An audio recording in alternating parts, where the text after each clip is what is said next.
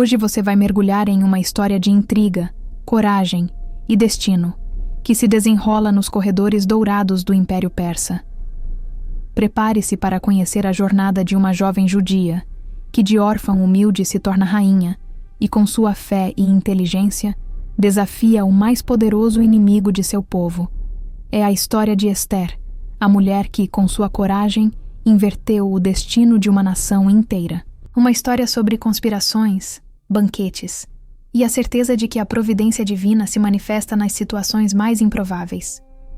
O palácio de Suzã, nos vastos domínios do Império Persa, era um espetáculo de opulência e poder.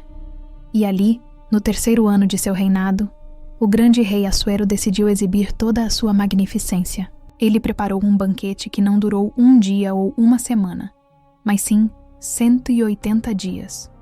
6 meses inteiros de festas, com mesas repletas das mais finas iguarias e o vinho fluindo em abundância, servido em taças de ouro de diferentes formatos.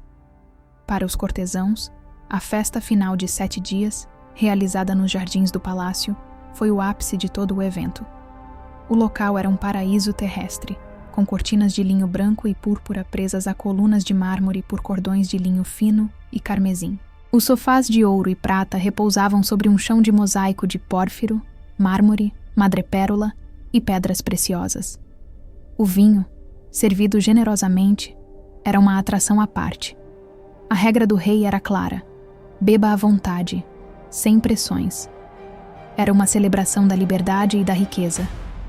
Enquanto o rei Assuero se deleitava com seus amigos e nobres, a rainha Vasti, em seus próprios aposentos reais, também celebrava com as mulheres da corte. Sua beleza era lendária, e talvez tenha sido essa beleza que, em um momento de embriaguez e exibicionismo, o rei decidiu ostentar. No 7º dia da festa, com o coração alegrado pelo vinho, Assuero ordenou aos seus 7 eunucos, Meumã, Bistá, Harbona, Bigtá, Abagta, Zetar e Carcas, que trouxessem a rainha Vasti.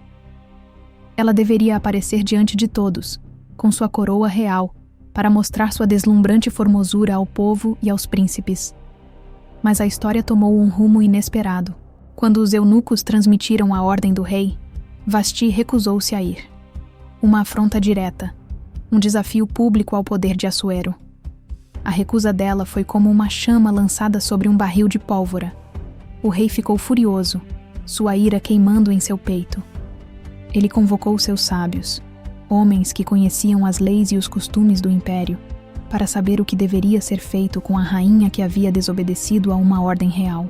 Diante do rei, Memucã, um de seus príncipes, proferiu palavras que mudariam o destino de Vasti.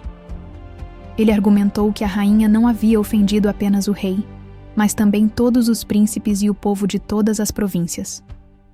Se a notícia da recusa de Vasti se espalhasse, todas as mulheres do império seriam encorajadas a desobedecer seus maridos, desdenhando deles. Para evitar o caos social e a desordem familiar, Memucã propôs que fosse emitida uma lei irrevogável. Vasti seria banida da presença do rei para sempre, e sua posição de rainha seria dada a outra mulher mais digna. Além disso, uma carta deveria ser enviada a todas as províncias do império, para que cada homem fosse senhor de sua própria casa, e que isso fosse proclamado em sua própria língua. A proposta agradou ao rei e aos príncipes, e assim foi feito. Cartas foram escritas em 127 idiomas, enviadas a cada província, seladas com o anel real. O eco da recusa de uma rainha reverberou por todo o vasto império, e sua beleza lendária foi ofuscada por uma lei que mudaria o curso da história, abrindo caminho para uma nova rainha, cujo nome era Esther. O tempo passou, e a fúria do rei Assuero começou a se dissipar. Mas, à medida que a raiva se esvaía, a memória da bela rainha Vasti e de sua desobediência persistia. Os conselheiros do rei, percebendo a tristeza e o vazio em seu coração, se aproximaram com uma sugestão que mudaria o rumo da história. Senhor, disseram eles, que se procurem para o rei moças virgens, formosas de semblante, e que o rei nomeie oficiais em todas as províncias do seu reino, para que recolham todas as moças belas para o harém de Suzã, que sejam submetidas a um ano inteiro de tratamentos de beleza, com óleos e perfumes, e que, ao fim desse tempo, a que mais agradar aos olhos do rei seja feita rainha no lugar de Vasti. A ideia pareceu perfeita. O decreto foi publicado em todo o vasto império, e o rumor de que o rei buscava uma nova rainha se espalhou como um incêndio, agitando cada canto da Pérsia. Em Suzã vivia um judeu chamado Mordecai, da tribo de Benjamim. Ele havia sido exilado de Jerusalém e agora trabalhava como oficial no palácio. Mordecai tinha uma prima órfã, uma jovem de uma beleza estonteante, chamada Hadassa. Mas, para os persas, ela era conhecida como Ester. Depois que seus pais faleceram, Mordecai a adotou e a criou como se fosse sua própria filha. Quando o decreto do rei chegou, Ester, com sua beleza singular, foi levada para o palácio e entregue aos cuidados de Hegai, o eunuco responsável pelo harém. Ela rapidamente conquistou a simpatia de Hegai, que a tratou com grande favor, dando-lhe os melhores tratamentos de beleza e as 7 moças mais talentosas do palácio para servi-la. Ester, contudo, seguiu as instruções de Mordecai e não revelou sua origem judaica, mantendo seu povo e sua família em segredo. A cada dia, Mordecai ia para a praça do pátio do harém, ansioso por notícias sobre sua amada Ester, esperando por um sinal de que ela estava bem. Passado o ano de preparação, o momento do grande desfile final chegou. Era a vez de Ester se apresentar ao rei. Ela não pediu nada além do que Hegai, o eunuco do rei, recomendou. Seu encanto e sua modéstia a destacaram entre todas as outras jovens. No 10º mês do 7º ano do reinado de Assuero, Ester foi levada à presença do rei. Ao vê-la, o rei foi imediatamente cativado. Ela agradou-lhe mais do que todas as outras moças. A beleza de Ester não era apenas exterior, mas também se refletia em sua graça e seu coração humilde. O rei Assuero, sem hesitar, colocou a coroa real sobre a cabeça de Ester e a declarou rainha, sucedendo Vasti. Ele deu um banquete para todos os seus príncipes e servos, um banquete em homenagem a Ester, declarando feriado para as províncias e dando presentes com a generosidade digna de um rei. Enquanto a nova rainha Ester se estabelecia em seu trono, Mordecai continuava sua rotina na porta do palácio. Certo dia, ele ouviu uma conversa entre 2 dos eunucos do rei, Bigtan e Teres, que guardavam a entrada. Eles estavam furiosos com o rei e conspiravam para matá-lo. Mordecai, sem hesitar, informou a rainha Ester do que tinha ouvido. Ester, por sua vez, contou ao rei, citando Mordecai como a fonte da informação. A trama foi investigada. Os eunucos foram presos e enforcados. E a lealdade de Mordecai foi registrada no livro das crônicas na presença do rei. A vida do rei havia sido salva por um judeu fiel, um evento que naquele momento parecia apenas um detalhe, mas que mais tarde se revelaria crucial para o destino de toda uma nação.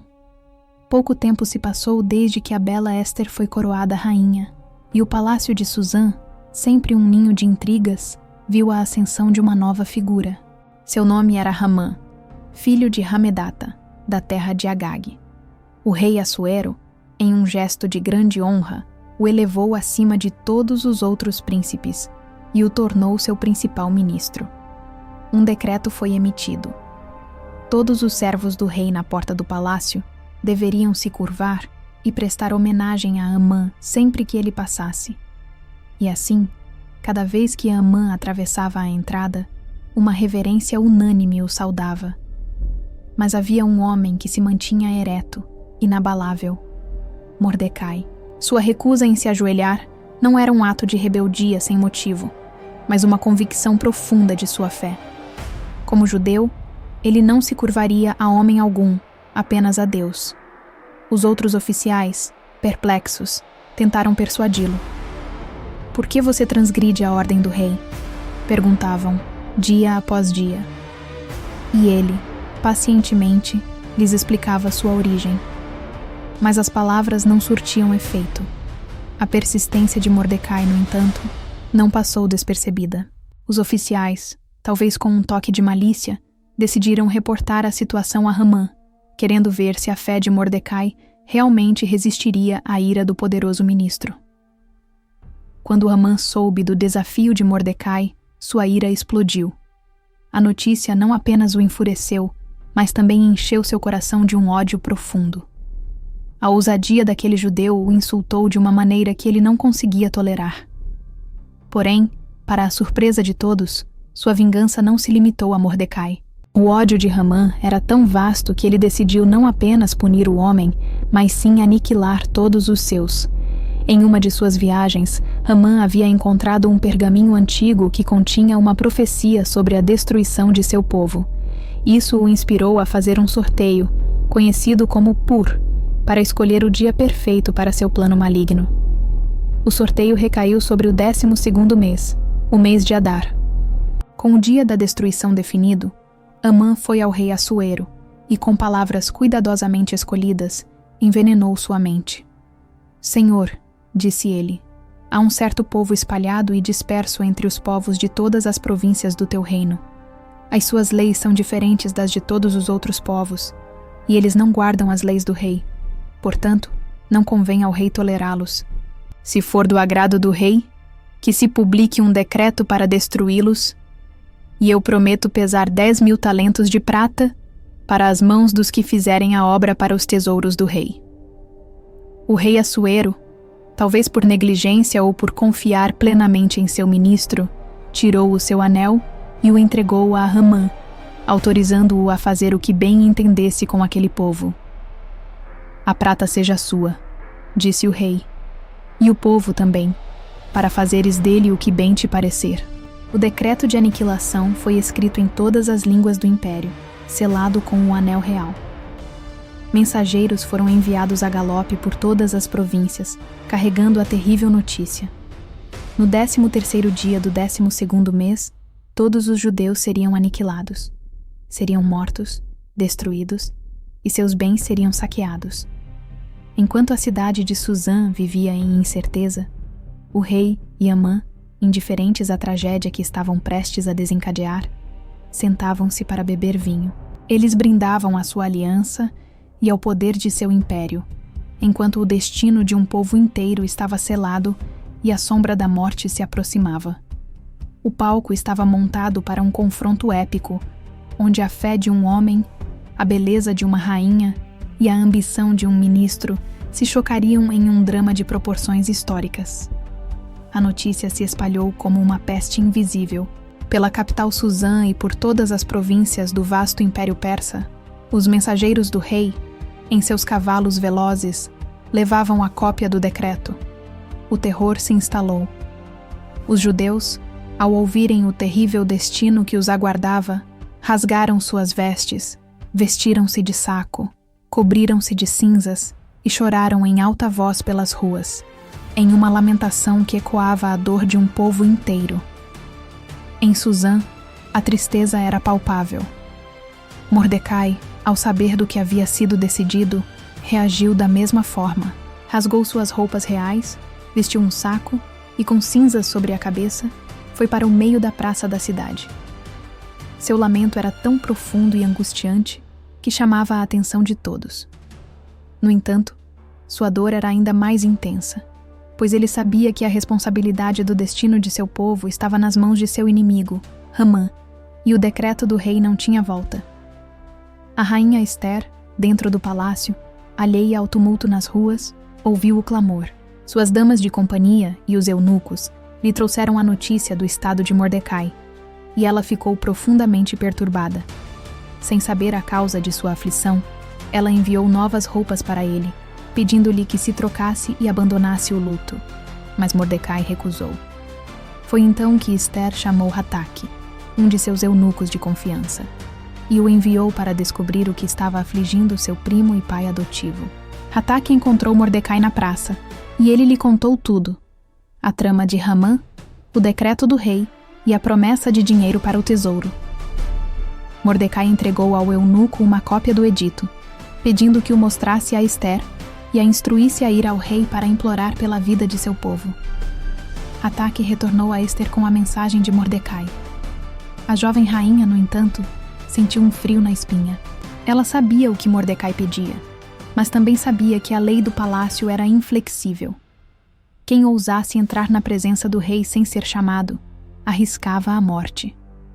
A única salvação era se o rei, em um gesto de graça, estendesse o seu cetro de ouro para a pessoa.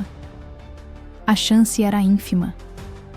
Ester mandou a seguinte resposta a Mordecai: Todos os servos do rei e o povo das províncias sabem que há uma só lei para todos, tanto para o homem quanto para a mulher, que entra na presença do rei sem ser chamada: a morte, a menos que o rei lhe estenda o cetro de ouro para que viva. Eu mesma, já faz 30 dias que não sou chamada para ver o rei. A resposta de Ester chegou a Mordecai, que sentiu que a hora era de coragem, não de medo. Ele enviou de volta uma mensagem que mudaria a vida da rainha para sempre, com palavras que ecoam até hoje. Não penses que por estares no palácio do rei, serás a única a escapar entre todos os judeus. Pois se te calares agora, o socorro e a libertação dos judeus surgirão de outro lugar, mas tu e a casa de teu pai perecereis. E quem sabe se para uma hora como esta é que foste elevada a rainha. Aquelas palavras penetraram a alma de Ester. Ela percebeu a gravidade da situação e o propósito divino em sua ascensão ao trono. Mordecai a desafiava a arriscar sua vida não apenas por si mesma, mas por todo o seu povo. Ester, então, tomou sua decisão. Ela mandou uma nova mensagem a Mordecai: Vá, reúna todos os judeus que se acham em Suzã e jejuem por mim. Não comam nem bebam por 3 dias, nem de noite nem de dia. Eu e minhas servas também jejuaremos. Depois, irei ao rei, ainda que seja contra a lei. Se eu tiver de morrer, morrerei. A rainha havia feito sua escolha. O destino de uma nação inteira agora dependia da coragem de uma jovem que, mesmo em meio ao luxo de um palácio, decidiu que a vida de seu povo valia mais do que a sua própria. O drama estava prestes a atingir seu clímax. As horas de jejum e oração se arrastaram, carregadas de apreensão e esperança. Por 3 dias e 3 noites, a rainha Ester, suas damas e todos os judeus de Suzã imploraram pela misericórdia divina. Finalmente, no 3º dia, o jejum terminou. Ester se levantou, lavou o rosto e, com uma coragem que superava o medo, vestiu suas mais belas vestes reais, aquelas que destacavam sua beleza ímpar, e se preparou para o momento decisivo. Com o coração a mil, ela caminhou em direção à corte interior do palácio, onde o rei Assuero se sentava em seu trono, de frente para a entrada. A lei era clara, e a penalidade, brutal. Um passo em falso, um momento de hesitação do rei, e a vida de Ester terminaria ali, diante de todos. Ao avistar Ester, Assuero ficou imediatamente cativado por sua beleza e sua postura. A ira que o caracterizava deu lugar à admiração. O coração do rei se abrandou, e ele, em um gesto de graça e amor, estendeu o cetro de ouro em sua direção. Ester se aproximou e, com a ponta dos dedos, tocou o topo do cetro. Aquele simples toque era a confirmação de que sua vida estava salva. "O que te aflige, rainha Ester?" perguntou o rei com uma voz gentil. "E qual é o teu pedido? A ti darei até a metade do meu reino."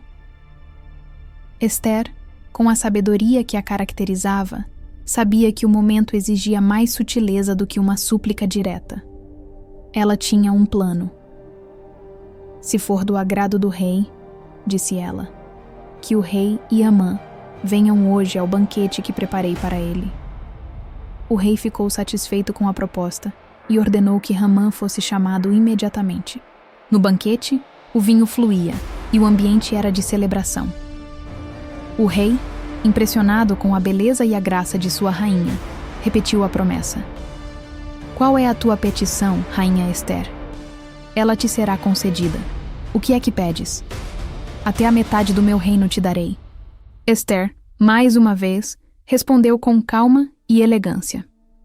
"A minha petição e o que desejo é que, se achei favor aos olhos do rei, e se ao rei apraz conceder-me a minha petição e satisfazer o meu desejo, que o rei e Amã venham ao banquete que amanhã prepararei para eles. E então farei conforme a palavra do rei." O rei Assuero concordou. O plano de Ester estava em andamento. Amã saiu do banquete jubiloso. Sua vaidade estava inflada. Ele se sentia o homem mais importante do império, convidado a um banquete íntimo com o rei e a rainha, o que nunca havia acontecido a ninguém além dele. No entanto, ao passar pela porta do palácio, ele viu Mordecai e, como sempre, o judeu não se levantou nem se moveu por sua causa. A alegria de Amã se transformou em uma raiva ardente. Ele foi para casa e chamou sua esposa, Zeres, e seus amigos. Contou-lhes sobre sua riqueza, a multidão de seus filhos, e como o rei o havia exaltado acima de todos os príncipes. Mas a cada detalhe, sua voz ganhava um tom amargo. "Tudo isso de nada me serve", confessou ele, enquanto vejo o judeu Mordecai assentado à porta do rei. Sua esposa Zeres, com um toque de crueldade, deu a ele o conselho que ele desejava ouvir: que se faça uma forca de 50 côvados de altura e que pela manhã digas ao rei que Mordecai seja nela enforcado. Então poderás ir alegremente com o rei ao banquete. A ideia agradou a Hamã, e na noite daquele dia, ele mandou construir a forca para o homem que se atrevia a desafiá-lo. Mal sabia ele que o banquete do dia seguinte não era apenas para celebrar sua glória, mas para selar seu próprio destino. Aquela noite foi diferente para todos. A cidade de Suzã, apesar da aparente calma, guardava um silêncio tenso. O palácio, com suas luzes tênues, respirava os segredos e as tramas que se desenrolavam em seus corredores. Mas o rei Assuero, o homem cujo sono era geralmente pesado, não conseguia fechar os olhos. Uma inquietação profunda o dominava. Talvez fosse o vinho, talvez a expectativa do banquete do dia seguinte, ou talvez um toque divino. Para passar o tempo, ele pediu que o livro das crônicas fosse trazido e lido para ele. Aqueles eram os registros oficiais dos acontecimentos do seu reino. Enquanto um servo lia em voz baixa, uma passagem chamou a atenção do rei. Era o registro de um evento antigo, mas crucial. A história de como Mordecai, aquele judeu que se sentava na porta do palácio, havia descoberto e denunciado uma conspiração para assassinar o próprio rei. O rei Assuero parou a leitura. "Que honra ou dignidade foi dada a Mordecai por isso?", perguntou ele. Os servos, verificando os registros, responderam: "Nenhuma, senhor. Nada lhe foi feito." O rei, perplexo com a própria negligência, questionou: "Quem está no pátio?" E, para sua surpresa, ali estava Hamã, que havia acabado de chegar com uma missão cruel em mente. Ele queria falar com o rei, logo pela manhã, para pedir a autorização de enforcar Mordecai na forca que ele mesmo havia construído na noite anterior. Quando Hamã entrou, o rei, sem dar tempo para que ele falasse sobre sua própria petição, lançou-lhe uma pergunta inesperada: "O que se deve fazer ao homem a quem o rei se agrada de honrar?" O coração de Hamã, cheio de vaidade e arrogância, se encheu de presunção. Ele pensou: "A quem mais o rei quer honrar senão a mim?" Com essa certeza, ele respondeu: "Para o homem a quem o rei se agrada de honrar, que se tragam as vestes reais que o rei costuma usar e o cavalo em que o rei costuma cavalgar e que lhe ponham a coroa real na cabeça.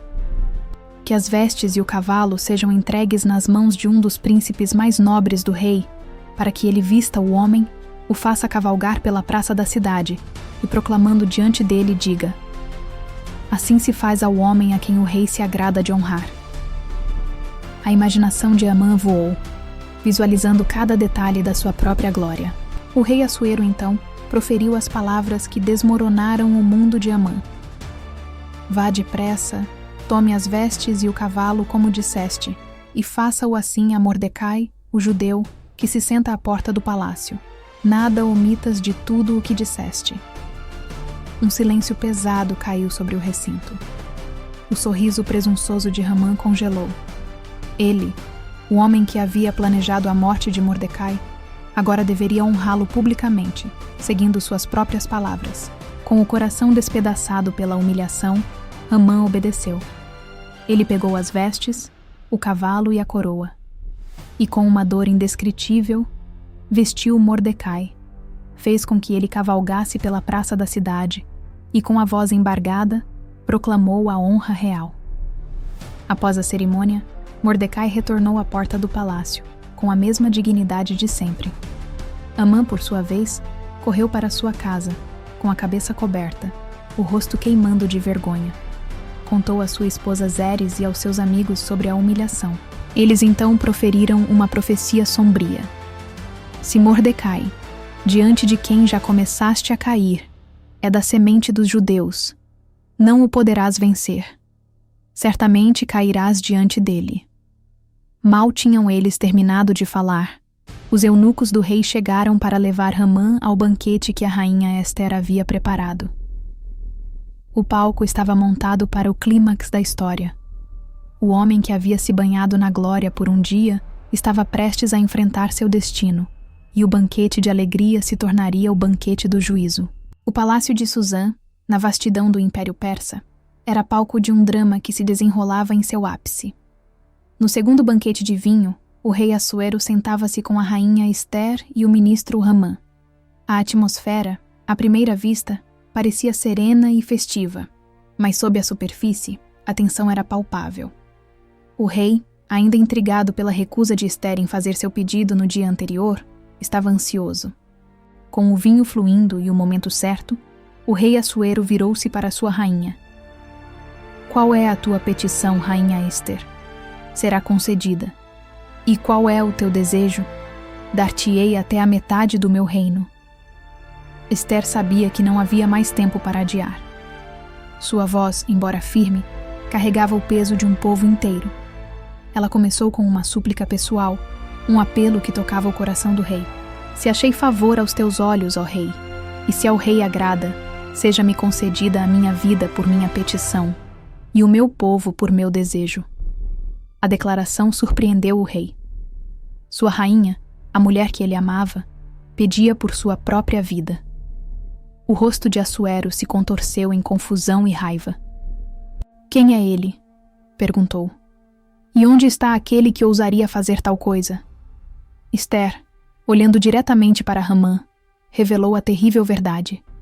O adversário e inimigo é este iníquo Hamã. A acusação caiu como uma bomba. Hamã, o ministro arrogante e poderoso, o homem que havia desfilado em glória apenas algumas horas antes, empalideceu. O pavor tomou conta de seu rosto. O rei, aturdido e cego de raiva, levantou-se da mesa de vinho e saiu para o jardim do palácio, precisando de ar para processar a traição. O homem em quem ele confiava cegamente tinha orquestrado um plano para assassinar sua própria esposa. Enquanto isso, Hamã, completamente aterrorizado, percebeu que seu destino estava selado.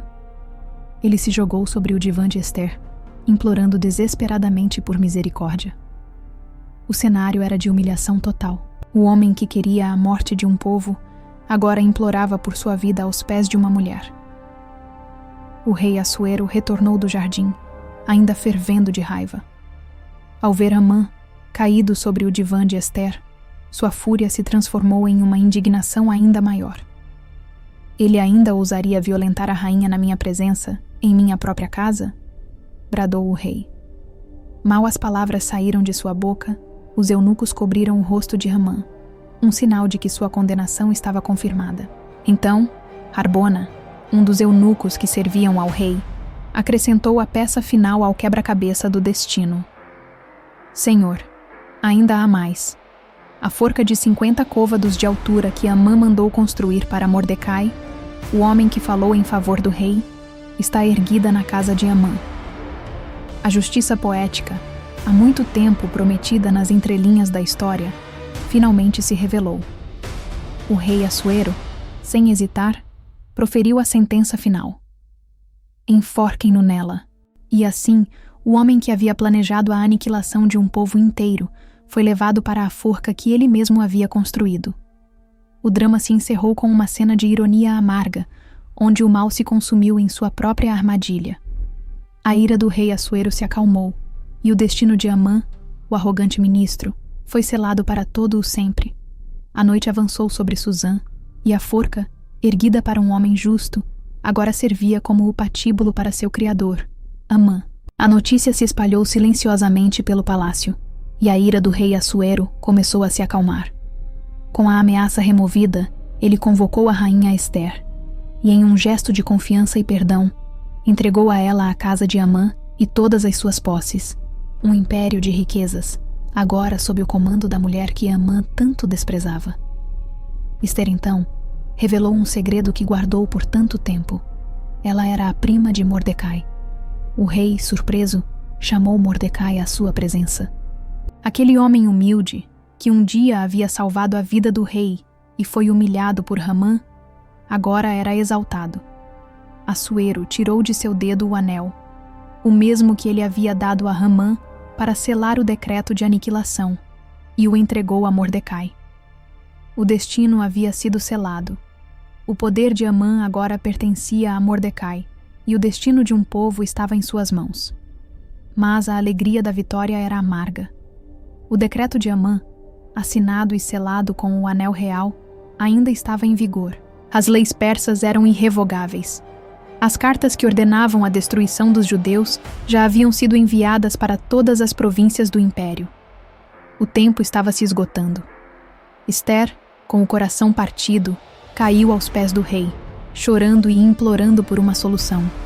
Ela não pediu apenas a vida de seu povo, mas também a revogação do edito cruel. "Como poderei ver a destruição do meu povo?", perguntou ela. "Como poderei ver o extermínio da minha linhagem?" A dor da rainha era palpável, e o rei, comovido, estendeu o cetro de ouro para ela. Ele não podia revogar o decreto, mas havia uma esperança. O rei Assuero se virou para Ester e Mordecai e lhes deu a permissão de escrever um novo decreto, em seu nome, selado com seu anel real. Mordecai, agora na mais alta posição do império, convocou os escribas do rei. Eles se apressaram e, em um tempo recorde, redigiram cartas para todas as 127 províncias. As novas cartas, escritas em todos os idiomas do império, traziam uma nova ordem. O rei autorizava os judeus a se defenderem. No mesmo dia em que deveriam ser mortos, no 13º dia do mês de Adar, eles poderiam se reunir, pegarem armas e lutar por suas vidas contra qualquer um que os atacasse. O decreto permitia que eles matassem os seus inimigos e saqueassem os seus bens, assegurando que, embora o primeiro edito não pudesse ser revogado, um novo edito, com a mesma autoridade, garantiria a defesa dos judeus. A notícia se espalhou tão rapidamente quanto o primeiro decreto. Os mensageiros saíram em seus velozes cavalos, e em todas as províncias, a esperança substituiu o desespero. Os judeus se alegraram, e em muitas cidades, o luto se transformou em festa. A história, que parecia caminhar para a tragédia, dava uma guinada dramática em direção à liberdade. O novo édito, a nova ordem, se espalhava pelo mundo, e um povo que estava condenado à morte agora tinha permissão para lutar por sua sobrevivência. No 13º dia do 12º mês, o mês de Adar, o mesmo dia que havia sido escolhido por Amã para a destruição total do povo judeu, as esperanças e os medos colidiram em todo o vasto Império Persa. Mas as circunstâncias eram agora dramaticamente diferentes. O decreto do rei, escrito por Mordecai e selado com o anel real, havia transformado o dia do massacre em um dia de autodefesa. Em todas as províncias, os judeus se uniram em defesa de suas vidas. No palácio de Suzã, o clima era de expectativa. Os judeus, que tinham sido os alvos, agora se levantaram e lutaram contra aqueles que os odiavam e queriam sua aniquilação. E o medo deles caiu sobre todos, pois os oficiais das províncias, os sátrapas, os governadores e os oficiais do rei, todos eles apoiavam os judeus. O poder de Mordecai, que era agora o segundo homem mais poderoso do império, era a razão. Sua fama se espalhou e seu poder crescia a cada dia. Em Suzã, os judeus se reuniram e mataram 500 homens. Entre os mortos estavam os 10 filhos de Amã: Parsandata, Dalfon, Áspata, Porata, Adália, Aridata, Parmasta, Arizai, Aridai e Vaizata. A ironia do destino era cruel e completa. O homem que havia se deleitado em sua glória, agora via sua linhagem destruída. Seus corpos foram pendurados em forcas, uma visão sombria da justiça divina. Ao cair da noite, o rei Assuero informou a Ester sobre a batalha em Susã. Na capital, os judeus mataram 500 homens e os 10 filhos de Amã. O que será que fizeram nas outras províncias do império? Qual é agora a tua petição? Ela te será concedida. Qual é o teu desejo? Será feito. Ester, com o coração ainda pesado pela luta, fez um último pedido. Se ao rei apraz que amanhã também seja concedido aos judeus de Susã fazerem conforme o edito de hoje, e que os corpos dos 10 filhos de Amã sejam pendurados na forca. O rei atendeu ao seu pedido, e o edito foi renovado por mais um dia em Susã. O terror do inimigo se tornou a vitória do povo judeu. Nas outras províncias, a batalha terminou no 13º dia. No 14º dia, os judeus celebraram o fim do conflito com um dia de descanso, festas e troca de presentes. Em Susã, no entanto, a luta se estendeu por mais um dia. Somente no 15º dia do mês de Adar, eles descansaram e celebraram. Para que as futuras gerações jamais esquecessem essa vitória monumental, Mordecai escreveu uma carta e a enviou a todos os judeus, perto e longe. Ele instituiu que anualmente, no 14º e no 15º dia do mês de Adar, o povo judeu deveria celebrar com banquetes e alegria, enviando porções de comida uns aos outros e presentes aos pobres. A festa foi nomeada Purim, em referência à sorte, Pur, que Amã havia lançado para determinar o dia de sua destruição. O dia de sua ruína se tornou o dia da salvação de seu povo. O livro termina com o registro do grande poder e glória de Mordecai, que se tornou um dos maiores líderes do império. A história, iniciada com o banimento de uma rainha e um edito de morte, se concluiu com a ascensão de um judeu, a salvação de seu povo e a instituição de uma celebração que resistiria ao tempo, lembrando a todos que, mesmo nas horas mais escuras, a coragem e a fé podem mudar o destino de uma nação. A grande tragédia havia sido evitada. O povo de Israel, que parecia condenado a ser exterminado, agora celebrava a vitória. A cidade de Susã, antes coberta de luto e temor, resplandecia com a alegria e a esperança de um novo começo. Mas o livro de Ester ainda não havia terminado. A história precisava de um epílogo, um último olhar sobre as vidas que foram transformadas para sempre. O rei Assuero se tornou ainda mais poderoso. Suas riquezas e seu domínio se estenderam de uma forma que nunca se viu antes. Mas, ao seu lado, havia um homem que se tornou a chave para o sucesso de seu reino: Mordecai. O antigo oficial, o judeu que se sentava à porta do palácio, foi o principal responsável pela nova ordem. O livro das crônicas do reino, onde a lealdade de Mordecai foi registrada, agora era um testamento de seu poder e sua sabedoria. Ele foi promovido a uma posição que o colocava logo abaixo do próprio rei, e sua influência era sentida em cada canto do império. Mordecai, o judeu, era o grande líder do povo. Ele governava com justiça, buscando sempre o bem-estar de sua nação, falando de paz e prosperidade para todos. Sua presença no palácio não era apenas um símbolo de vitória, mas uma promessa de um futuro melhor para todos os judeus. A história de Ester não é apenas sobre a salvação de um povo, mas também sobre a ascensão de um homem que, através de sua fé, coragem e sabedoria, mudou o destino de uma nação inteira. Sua vida é um lembrete de que a grandeza não está na riqueza ou no poder, mas na fidelidade e na justiça.